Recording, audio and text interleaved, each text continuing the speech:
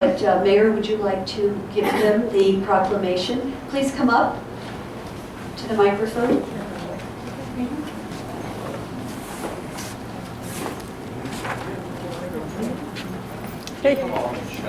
And I think we have a mixture of teachers and students.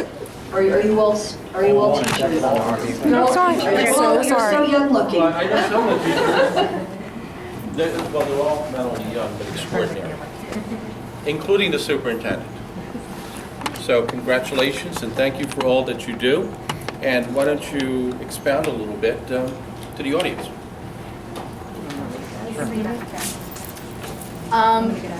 I would like to read the letter that we presented with the council on behalf of the Red Bank Borough Education Association. I am writing to you as a teacher in Red Bank, as well as the Red Bank Borough Education Association president. As a music teacher, I work very closely with all of our children, including all of our autistic children at the primary school. Autism affects 1 in 68 individuals nationally, and in New Jersey, 1 in 45. I am hoping that the Red Bank community will help raise awareness for autism and help its residents become better educated about this disorder.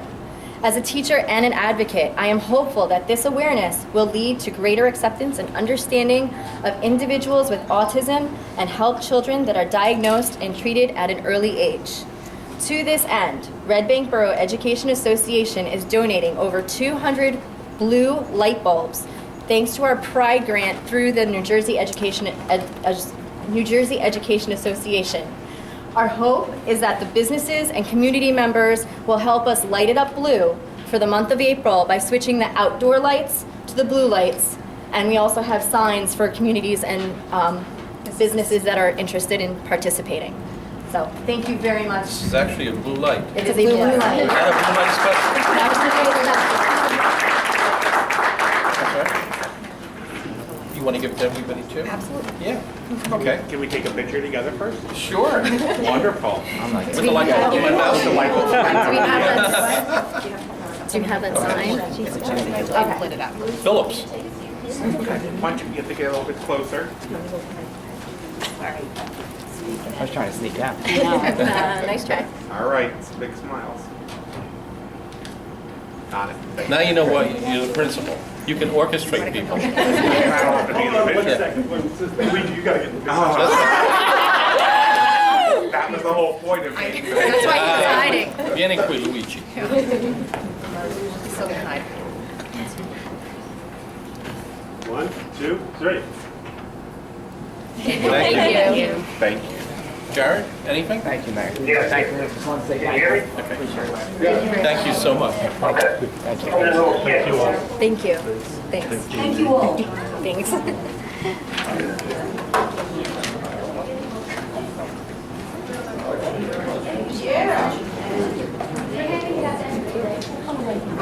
What I have in the bag. Yes. Okay. I want everybody to know that it's worth less than $25, so you can keep it.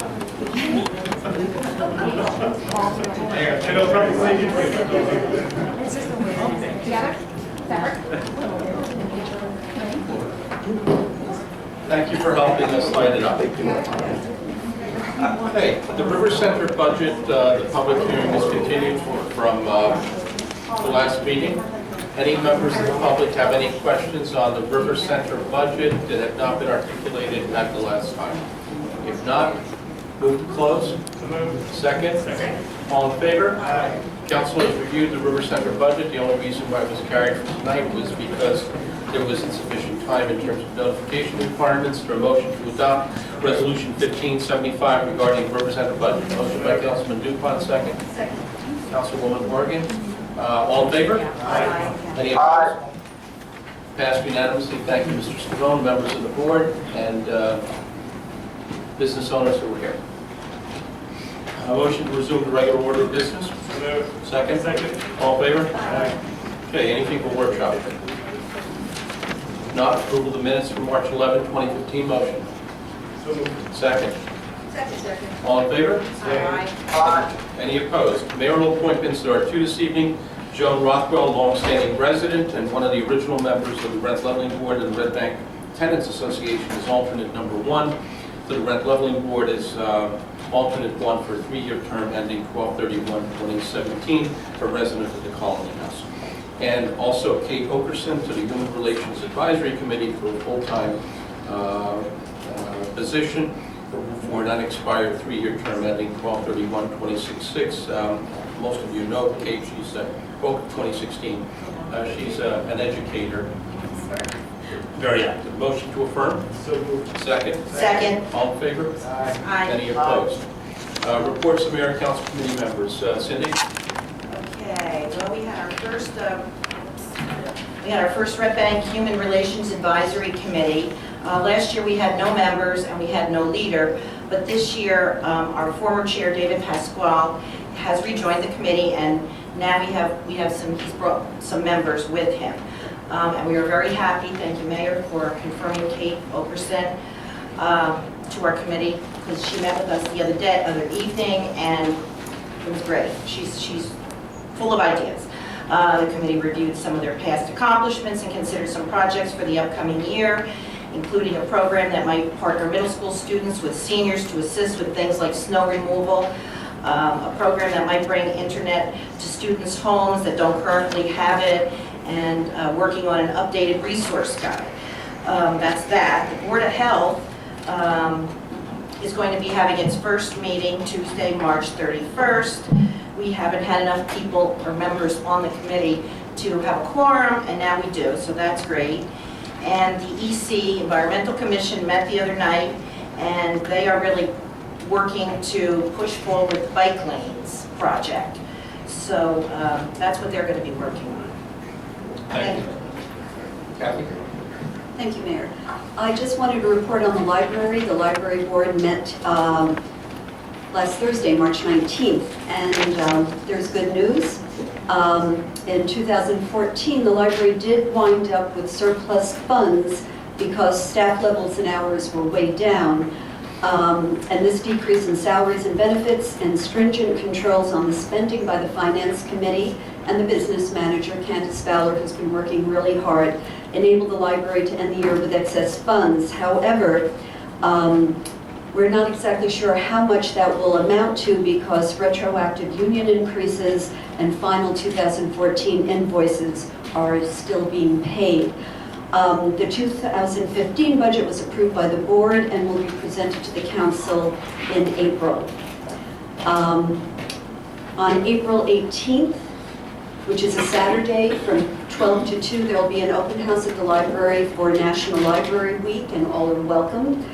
And at the meeting last week as well, a strategic plan was approved by the board, which will start in April and help the library look at the needs of the community over the next couple of years. And this is something that I think will really help to move the library forward into the future as they start planning. So that is, oh, and the Mayor's Ball. I don't want to forget the Mayor's Ball.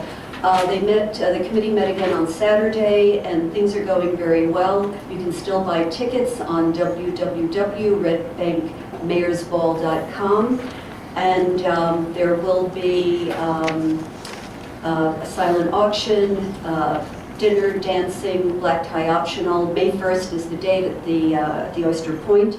So please get your tickets. Lunch break in the library will be the beneficiaries of this event. Sorry. Parker, sorry. Sorry about that. It's Parker Clinic. Thank you, Barbara, who is co-chair of the committee. And that's it. Thank you, Kathy. Linda? Thank you. Red Bank Rec had 6 teams in the 2015 Two River Basketball League, and 2 of those teams had an undefeated season. The Lady Bison, the 7th and 8th grade girls, coached by Michael Ballard, beat Rumson in the final game, and they have an impressive 2-year winning streak. Congratulations.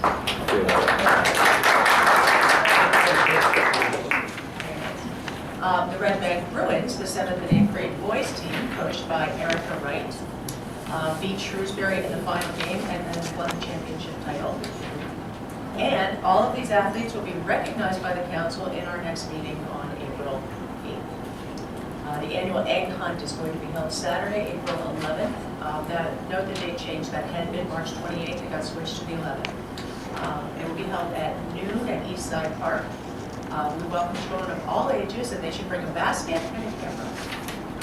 Lacrosse baseball and softball begins in the next few days. So if you want your children in and you haven't registered yet, you should definitely do that now. And we're also registering for track and field, and the season begins in mid-April. Oh, one other thing to mention, we have our next public meeting of the Parks and Rec Committee coming up this Monday, the 30th. I believe it's at 7 p.m. right here. Thank you. Thanks. Ed? Thanks, Peter. Excuse me. The Historic Preservation Commission met last evening, and the commission is working on their annual report to the mayor and council, and putting the finishing touches on it in the coming weeks. So we should look forward to that shortly. Historic Preservation is also receiving updates, has also received a few updates from former Chairman Fitzsimmons on saving the Fortune Beccarelli House. The New Jersey is showing an interest in stepping up to help secure and preserve the property. And the T. Thomas Fortune Project will be presenting Finding Fortune, Preserving a National Historic Landmark from 6 p.m. to 10 p.m. Location to be determined on June 12th. The Shade Tree Committee met last Thursday, March 12th, to go through their spring planting, pruning, and forestry management plan for 2015.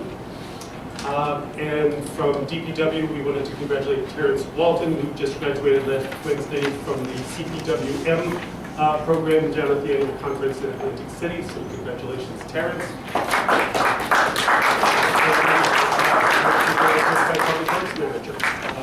The DPW continues to work hard on their budget with the CFO. It continues to be a work in progress, right, Eugenia? And in the meantime, there are a number of issues that were discussed at the last committee meeting, which include the road program for this year, anticipating next year's road program, addressing the paving issues on several of the municipal parking lots, as well as water and sewer repairs and repairs to the utilities facilities. And we also discussed bike lanes going in on Dr. Parker and Bridge Avenue. I know Councilman DuPont has been urging us to get that done, so we are entertaining that and working very closely with the engineer to figure out how we can tie it into the Safe Routes program that's already been implemented. And I also wanted to thank Gary Watson and Bobby Holiday for their input, along with Eugenia, Stanley, and Chrissy on the Herculean effort that we've all undertaken in trying to get this budget together. That's all I have. Thank you. Michael? Yeah, Mayor, just a few things. First, I want to thank DPW for the great effort on our spring gift on the first day of spring. We got hit with 6 or 7 inches, and that was such a gift. But anyways, great job. It was kind of that wet snow. My mom said it was sugar snow. I debated her on that. I said it wasn't too sure. It was kind of like pudding. But again, great job for DPW. In addition, we've had some meetings regarding our budget. Hopefully we'll be introducing that at the next meeting. I wanted to thank all of the department heads, including DPW as well as the police, for coming up with some great ideas and a fiscally responsible budget. So hopefully, your Mayor, we will have that in time for next meeting. Thank you for all your time on that. Art? Yes, Mayor, I just want to mention that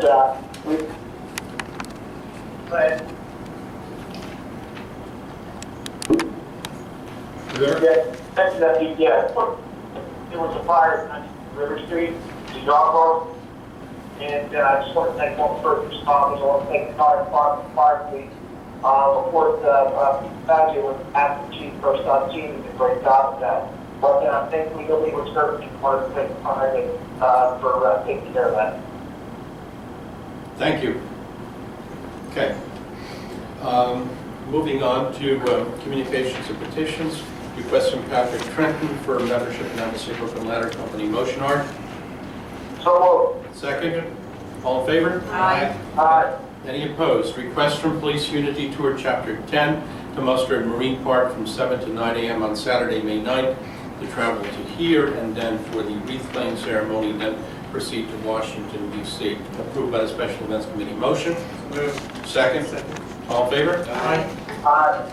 Any opposed? Any members of the public have any comments on any ordinances or resolutions on the public agenda for this evening? Linda? Yes. Mayor and council, can you hear me? Yes. Just edit down. Pushing the button. Okay. Yeah, just pull it out now. Ready? Yeah, push that, hold down. But please identify yourself for the tape. Okay. Linda Cohen. Address. 28 Riverside. Thank you. Hold the button.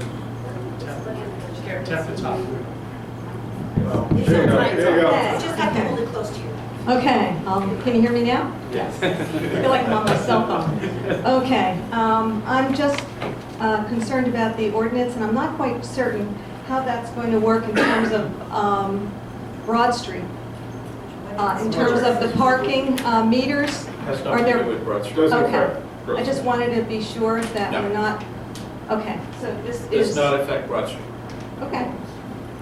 Then Are that's you all I talking have to about say. the meters or the pay stations? The meters and the pay stations, yes. Doesn't affect. And No change to Broad Street. no change to Broad No. Street. Okay, thank you. Thank you. Any other public comments? If not, motion to close. So moved. Second.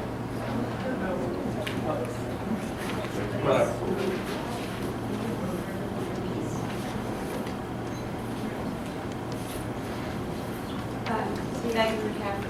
Megan McCaffrey, 23 Chestnut Street.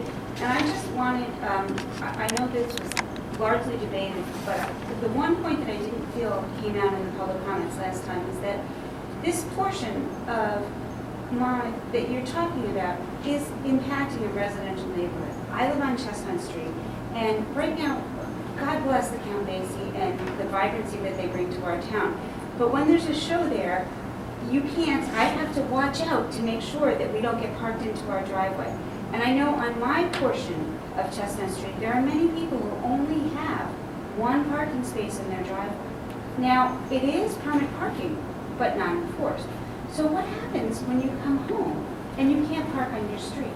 So I would say, first of all, that I think it's hurting some of the longest term businesses in Red Bank's history, from Monmouth Meats to Browns, to do this. But more so, there has to be a corollary. If you are going to really go forward and charge people to park on Monmouth Street there, where it's in and out businesses, whether it's the brownstone cleaners or what have you, we must have the assurance that there will be follow-through with this 2-hour permit parking.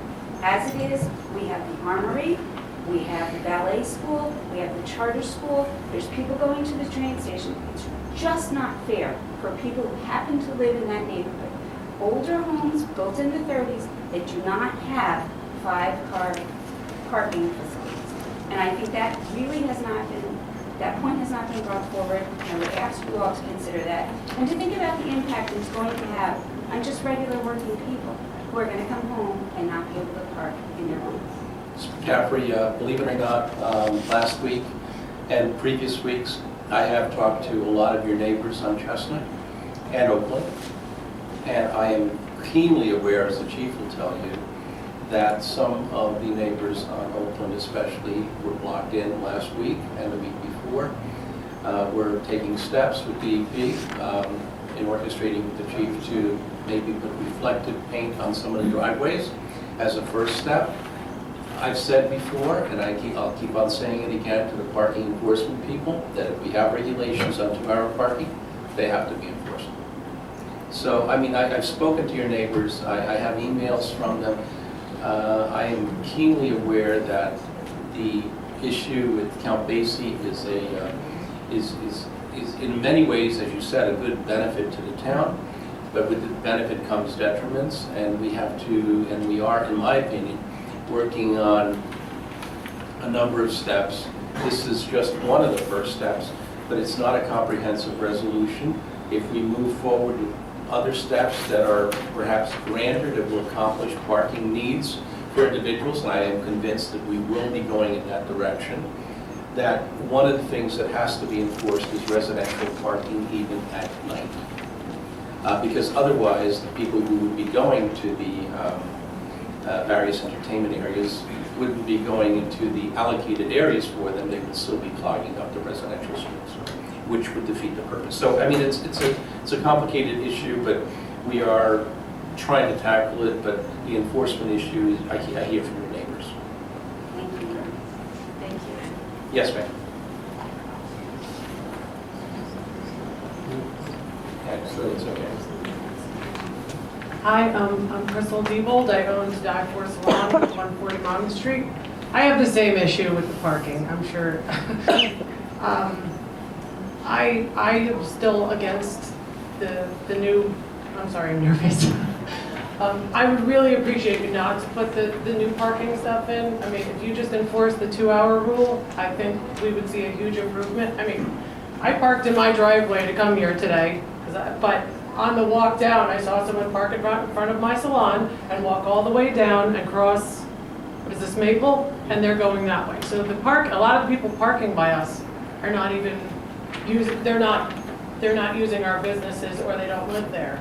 But I think if you enforce the 2-hour rule, they wouldn't be parking there all day. I've called numerous times because 2 or 3 days later, the same car is still parked in front of my salon. And it's very, I mean, I think, besides the fact that it's going to hurt my business, because a lot of people say, oh, they're putting in the meters, I don't know if I'm going to come here anymore. I rented the space there just for the reason that there was no meters, and it was easy. And before they built the building directly, those new apartments directly across from me, there was parking all the time. So I don't know what's changed, but I saw today that they were enforcing the parking today. I saw 3 tickets on cars, which I thought was a good thing. I'm hoping it will change. And I really hope you do not put in the new meters. It would really help me. Thank you. Anybody else? Yes, David.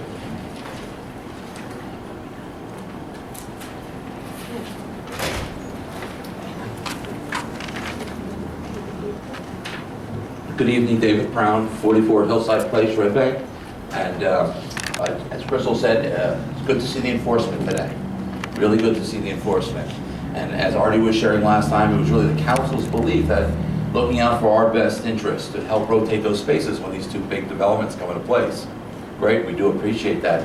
And the implementation of that 2-hour, if someone's living in those apartments next door to us and they're commuting into the city, they're not going to park on the street there. So if you just keep enforcing it, it's going to work perfectly. The other thing I wanted to do this evening is share a letter from Rachel Decker. Rachel owns Queen Vacuum on the corner of 156, and she asked me to read this into the record. My name is Rachel Decker. My husband John and I own Queen Vacuum at 156 Monmouth Street, a fixture in Red Bank since 1963. I'm sorry that we have not yet publicly voiced our opinion regarding our outrage over the potential installation of parking stations on our street. Business as usual is consuming, never mind the hardships we faced all last year during the apartment and road construction right out our doorstep. These proposed pay stations add insult to injury. Our business is fortunate to have a few reserved spaces on the lot which we rent available for our customers. Our founders, the Grauman family, were wise to build a protected lot with spaces right leading up to our entrance. 80% of our customers are dropping off and picking up or purchasing vacuum cleaners. The balance of the people pick up small items like bags or filters or belts. As our business has grown, we have had more customers visiting at once. We have lots of spillover into the street parking. I see the need to use a distant pay station as a very dangerous situation for our customers, specifically. Most of our customers are women. Often they are with a vacuum cleaner and a child in tow. Should she need to park down the street, she must carry the vacuum and the child to the pay station, then back down the street to my store.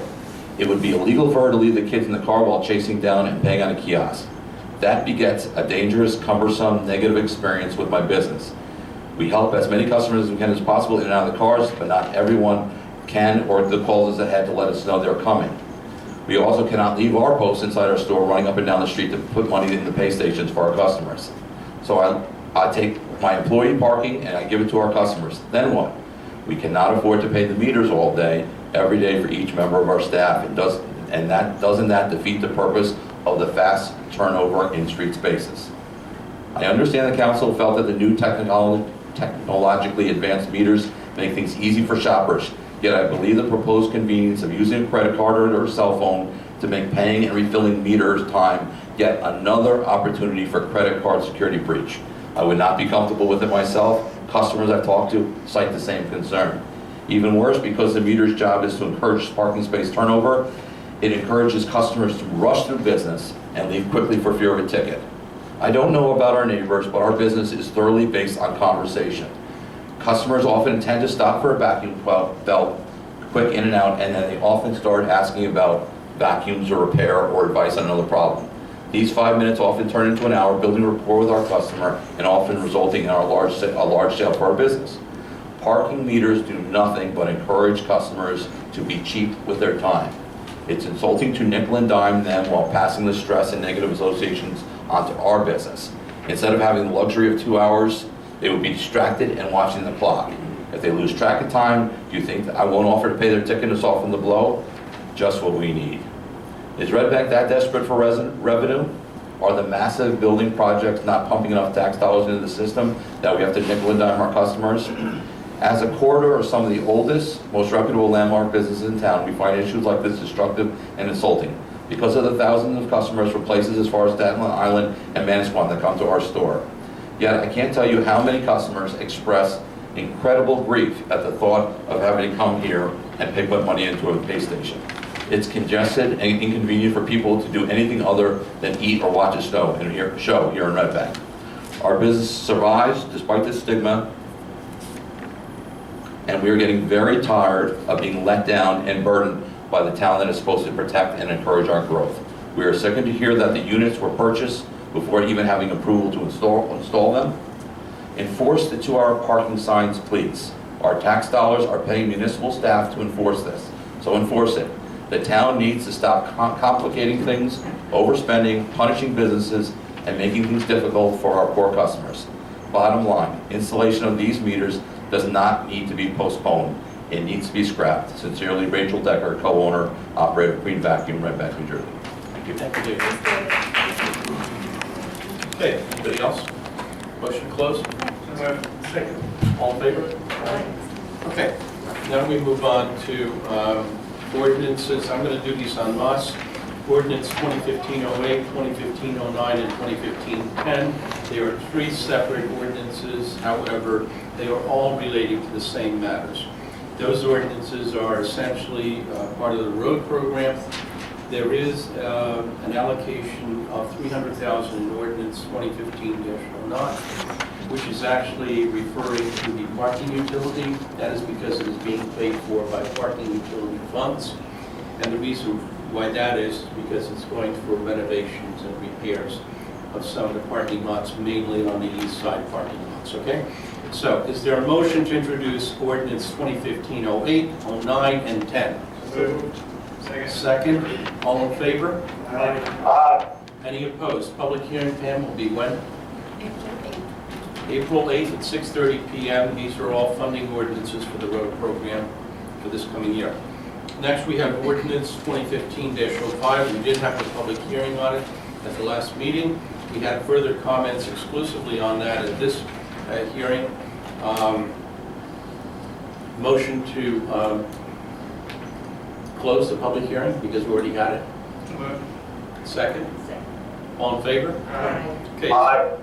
Is there a motion to adopt ordinance 2015-05, which is the Monmouth Street and also train station parking meter implementation ordinance, which has previously been discussed? So moved, Mayor. Councilman Murphy moves, Councilman Dupont seconds. Roll call. Councilman Murphy? Councilwoman Burnham? No. Councilwoman Horgan? Yes. Councilwoman Schwabenbauer? No. Councilman Zipprich? Councilman DuPont? Yes. Okay. 3-3 tie. The ordinance is a 3-3 tie, and one of the rare occurrences is that a tie has to be broken. And even rarer occasion is to bring back some sort of sense of history and some sort of reality in terms of what has happened on this. This is not something which originated 2 or 3 months ago. This originated 3 years ago. There were discussions as part of the Monmouth Street redevelopment program initiated between River Center and some of the business owners in the area at the time, including some of the stakeholders that were developing and rehabilitating the entire train station area.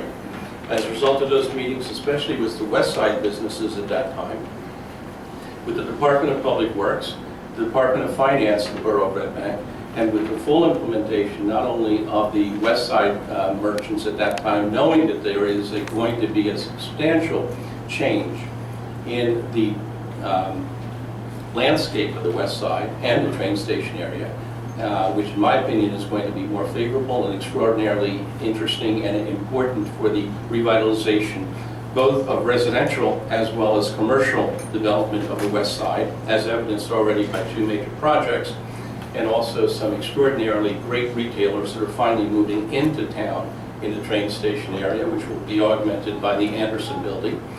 And in addition to the express need that there is going to be a parking issue that is going to be developing rather quickly, this municipality, with 2 other members of council who are no longer on the council, made certain basic assumptions and planning considerations. As a result of that, we went through and we spent a lot of money on the Monmouth Street redevelopment project. The Monmouth Street streetscape project was incorporated with planning designs that had incorporated in those designs, with full knowledge of every member of the council except Councilwoman Schwabenbauer, that they included areas and component parts where the kiosks for the parking meters were going to go. The funding mechanism was approved by the council. Not only was the funding mechanism was approved, but also implicit in the funding mechanism was the acquisition for those particular issues. So therefore, it is imperative that these were planning considerations which were adopted. They've been in the works now for 3 years, and for us to change our direction at this point, I don't think is important or helpful for the long-term stability and future growth of the borough. So therefore, I will move to approve. I will rather I'll vote to approve, because I think this is all part of a greater expansion of the parking needs of Red Bank. This is not the end, this is the beginning, in my opinion. All right, so it's 4-3. All right, the ordinance is adopted. Resolution 1577, a resolution authorizing the County of Monmouth Mosquito Control Division control. Motion? Second? Second. All in favor? Aye. Resolution 1578, a resolution appointing the acting plumbing contractor, subcontractor. So moved. Second? Second. All in favor? Aye. Any opposed? Resolution 1579, a resolution authorizing the acceptance of bond guarantees for Veritas Building for 59 Monmouth Street pursuant to the recommendation of the Borough Engineer. Motion? Second? All in favor? Aye. Any opposed? We have no proclamations. Payment of vouchers, be it resolved by the Mayor and Council, bills be paid on the tax check registry totaling $3,249,254.29. Motion? Second? Second. All in favor? Aye. Any opposed? Old business, any old business? I have an old business. You're not old, right? Yes, I am. At the last meeting, I brought up this letter from the state of New Jersey, from the DEP, dated February 18th. Mr. Sickles, you're aware that I handed it out to the people. I handed it out at the last meeting. We distributed the mail in the mail. Well, I never got a copy of this. And you know what? I had just gotten the letter that day when I came to the meeting, but after looking at this, you know, it's dated February 18th, and it's CC to Mayor and Council of Fairhaven, Little Silver, and Red Bank, and we never saw, none of us ever saw this letter. I thought it was distributed in the packets. We discussed it in the last meeting, but the problem is that the letter was, it says that our capacity was, board capacity is inadequate. Right, okay. And as I said before the last meeting, it's in error, it's based on erroneous data, and the correct data has been sent to the DEP. I have advised Fairhaven administrator and the Little Silver administrator of this error, and copied them with with an email saying that this is in error. And we're waiting for the DEP revised letter to come back. And what about the firm capacity?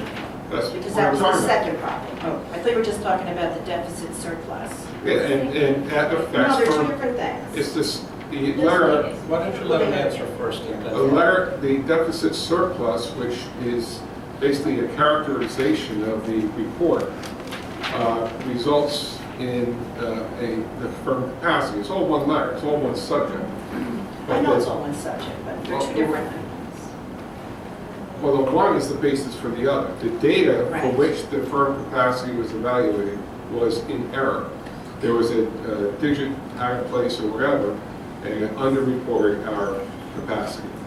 So what I would like to know is, and I'm going to ask Christine this, Christine, would you go on record tonight and confirm or reaffirm in writing that Red Bank doesn't have a firm capacity deficit issue? Yes. Okay, I'd like that in writing. If you don't mind. I'm not the licensed operator. Oh. The licensed operator is Tom Branch. He's the one who submits. Yeah, the Okay. licensed The data. operator has to certify that, and I think what she's saying is that she can get that from Branch. Okay, great. Because Okay, I just want to make sure. the number that they're reporting back to us is physically impossible. Well, not if you had, they said if you had a water main break, that would have been it. But I thought, Christine, at the last meeting, you verified that it was reported in error. Yes, and DEP has confirmed that it was an error. Well, my letter from DEP doesn't confirm it's a error. That's the first letter. That's the first. No, it's the one I just got from, oh jeez, where is it? Here it is. From DEP, March 18th, from the same person that signed this, Eugene Callahan. And he just says that there is a problem, you know, that it's possible, like you said, Mr. Sickles, that the first part is a mistake. But the second part presently remains, we still have, and it has not been revised, that the firm capacity of the system and it presently remains at 1.742 MGDs with a deficit of 1.805. Okay, when the demands on the system are factored into the determination, yes, deficit will be reduced, but it may still be a deficit. Councilwoman, you asked me at a meeting about a letter that I have not received, nor that you shared with me. So I can't really give a response. I would just have to, if you can provide a copy, Oh, okay, I'll yeah, I follow can up do with the that. engineer. Okay. I can do that. And then I guess between Stanley and Christine, you'll communicate with Tom Branch and get. I had a conversation with Tom Branch today, asking him to follow up with that letter. Okay. Unknowing about this. Didn't you just get a letter from New Jersey American Water? Maybe you didn't. I'm sure he gets a lot of letters from New Jersey American Water.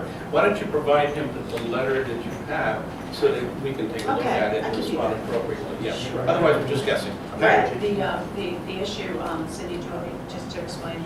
Sure, go ahead. Yeah, here's what the concern is, just because I'm sure this is very confusing to folks. Yes. Cindy had shared the letter with me, and so I spoke to folks at New Jersey American to try to understand what the issue was. And the firm capacity issue, essentially, it's kind of like if you're in business, if you have a business continuity plan, you kind of plan for a contingency. And so what they do is the DEP goes in and they say, okay, at your maximum capacity, your point of greatest need, what would happen if your biggest water source wasn't there? You know, what would be the problem? So they look at that and they determine whether or not you have a deficit. And in 2005, they came in and they did that assessment for Red Bank and they determined that we did. And New Jersey American came and they gave us a letter. That was in 2005? Yes, just give you a little background. 10 years. Yeah, just give you a little bit of background. So New Jersey American came in and they gave us a backup letter. And in order to remediate, you have to have a backup from somebody saying that they can pump 1,000 gallons a minute for 48 hours continuously, and then they say you don't have a deficit. So New Jersey American gave us the backup.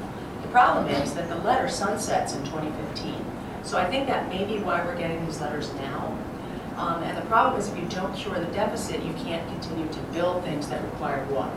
So that's essentially what the letter's saying. Right. So while there's probably, you know, I don't doubt that there's an error in the information that we gave them, and that may be why there's a little bit of back and forth on this. I think the core issue is, do we have a capacity issue now? And if so, how are we going to remediate it? Because New Jersey American can't give us that same backup letter right now. But I think the problem, though, with the discussion is that there's correspondence that I guess was sent to Cindy. Well, I've been investigating. Neither our engineer nor our borough administrator have received. We've also received representations from our engineer, who has been awarded a number of honors about her competency and her ability to do engineering work, and she supplied a representation saying that we are not in a deficit. That being said, I think that in an effort to avoid innuendos, I think you need to supply the document to the appropriate professionals so they can respond. It's not a catch-up or a gotcha. No, I'm not. I don't mean to, I didn't mean to imply that Christine was Right, incorrect. but it's kind of like, it's like New Jersey American told me, it's kind of like, well, we have 2 water wells, and it's like an airplane, it has 2 engines. And if one engine goes, your other engine has to be strong enough to get that plane to land. And right now, the DEP does not consider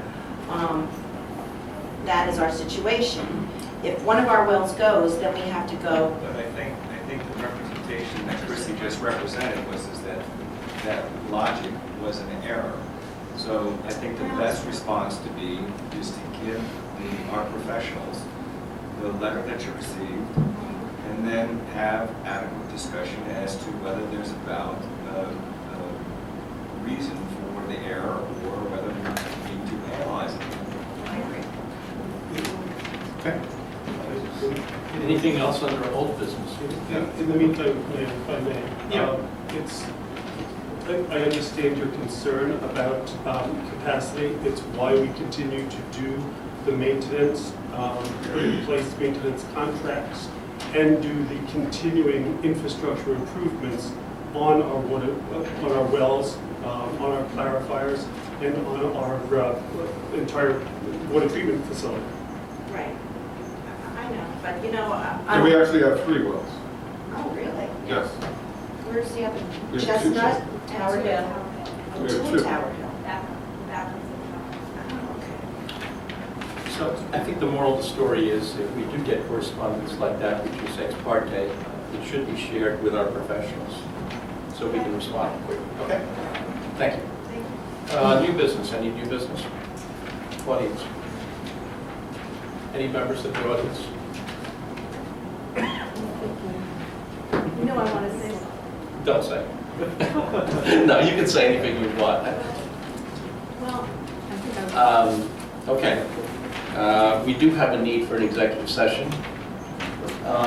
We will not be taking any action as a result of the executive session discussion, but it does involve property issues and agreements on property issues. So it will not be a long executive session, but no action will be taken, so we will not be coming back for formal action. Contract negotiations regarding property, yes. Okay, motion to close the public session. Second, all in favor? Aye. Motion to adjourn. Second.